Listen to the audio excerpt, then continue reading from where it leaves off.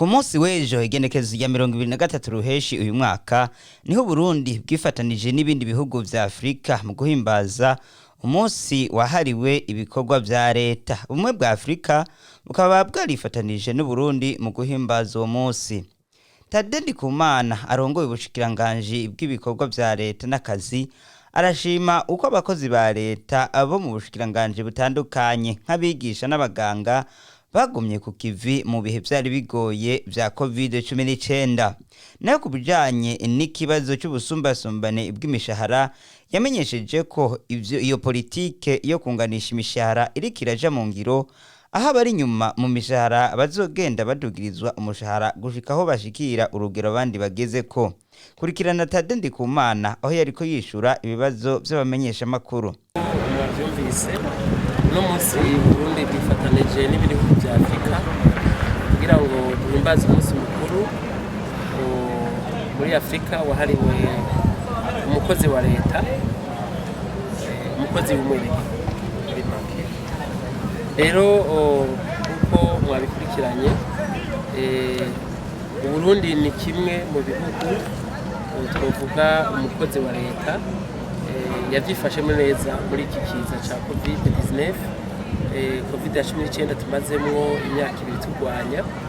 Rero karakaryo keza ko New African yashimye kwifatanya n'u Burundi kugira ngo uno munsi tuwihimbaze twigina mungera dushimira Imana yuko abakozi ba leta mu bushikiranganje butandukanye atavuga bamugara y'abantu bw'intwaro hagati mu gihugu eka mbere n'abigisha kuri nabo benshi bagumye ku kivi kugira ngo abene gikunde ibaje muri mwe bita confinement eka mbere n'abanyeshuri bagume biga. Ibyo byasaba yuko aba ingingo nziza byeyi dushima cyane zafashwe n'igihugu cyacu Burundi kugira ngo abanyeshuri babandanye biga kandi bashobore kwipimisha eka n'abene gihugu bashobore kuronka ingene bipimisha ku rugo kandi bavurwe iyo dusanze bagwaye. Rero ni ikintu cyo gushima kandi mu mwaka utangura ikigo cyo muri Afrika kivuga yuko abakozi ba leta ubushinganje bw'abakozi ba leta n'akazi ababukoramo bateza kuba bari ngaho kuneza y'abene gihugu kugira ngo bafashe mwene gihugu kubandanya atera imbere yiteza imbere ateza imbere n'igihugu na cyane cyane mu kugiza umwimbo dufatiye na cyane cyane ku byo gufungura. Rero twebwe turashima cyane uturongoye bushikira abaduteteka mu gihugu tukaranga ubushikiranganje bw'abakozi n'akazi ukaba ari guhura abakozi bose ba leta. Rero barambaje ikibazo ati none ko bishitse cyo kunganisha imishahara bitaraja mu ngiro bizoja mu ngiro ryari nkuko nabivuze ya politike yo kunganisha imishahara ikiraja mu ngiro kuko kuva 2016 novuga ko ibice hafi 60% by'abakozi barafite imishahara iri hasi barashoboye kudugirizwa imishahara kugira ngo ubuhembwa menshi ntazoyatakaza mugabo azorindira abandi bashobore nabo gushikira ako gahembo novuga gashimishije turavye amikoro ya leta. Rero murazi ko hari hateguwe imiliyardi 45 mu mwaka tugiye kurangiza umwaka w'akazi kuko mu bizi utangura itariki imwe yo kwinjira itariki 3/6.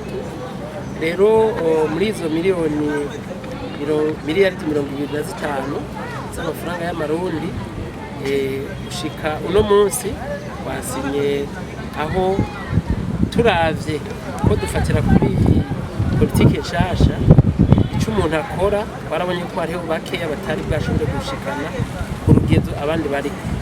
Rero byasabye yuko turaba ibyo biharuro muri ayo amafaranga agera ku miliyardi 12 n'igice azokora abakozi bazoyabona mugabo ayo yandi asigaye azoheza ashigwe hamwe n'azo zokoresha mu mwaka uza utangura itariki imwe kugira ngo bigende neza nkuko leta yabitoye. Rero yavyemeje kazogenda uko buryo buboneka tugenda dukura gusumbasumbane bwari buhari.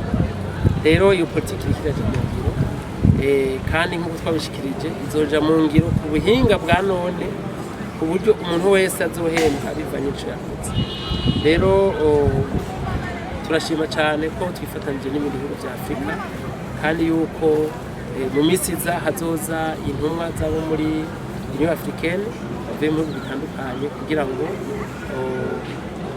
tuze turahanahana ivyiyumviro baze barabe aho tugejeje, kuko turazi neza yuko turavye ibisabwa Burundi ivyerekeye gutunganya ivy'abakozi n'akazi buri imbere mu bya Afurika, nico bituma zoza kugira ngo bahanahane ivyiyumviro natwe tugende umwe wese muri Afurika tugende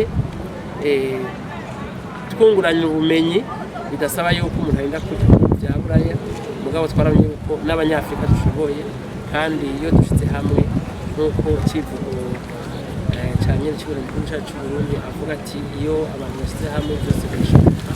Bari bijyanye no kwegereza ubutegetsi abenegihugu bijyanye na usanzwe murongoye tuba byifashe gute? Murakoze cyane. Ivyerekeye kwegereza ubutegetsi abenegihugu dufatiye ku bushikiranganje turongoye abakozi n'akazi, murazi neza yuko ubu hari ibiro mu ntara zose 18 hari abakozi b'ubushikiranganje bw'abakozi n'akazi kugira ngo batunganize igihugu. Naye waserukiye ubumwe bwa Afurika yashimye intambwe Burundi bugeze ko mu gutunganya akazi ka leta, mbere akanemera yuko bazokora uko bashoboye kose mu gushigikira Burundi mu kwegereza intwaro ibereye abenegihugu.